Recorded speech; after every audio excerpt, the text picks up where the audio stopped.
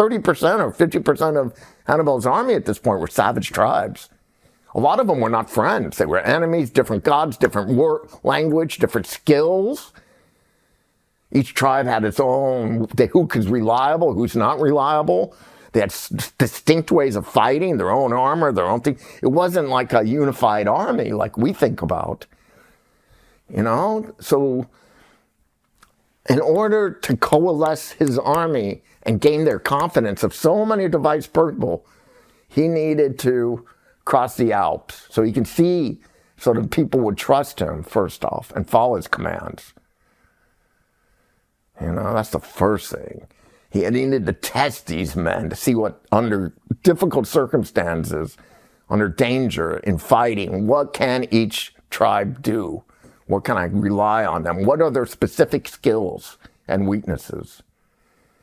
So he had, like, when Hannibal finished his trek over the Alps, he had like the Swiss Army knife.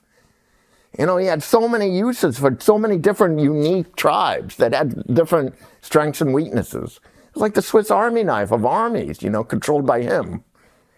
Rome was like just a sword and a shield. They didn't have a diverse army. They fought one way, all of them. So that's how Hannibal coalesced his army over that trip across the Alps. That's what's important. And to build morale and confidence.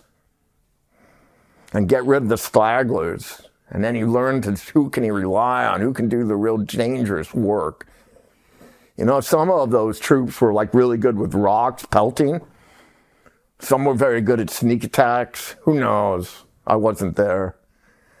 And I sure as hell can tell you that I don't know more than he did, Hannibal. So, you know, I'll defer to his judgment.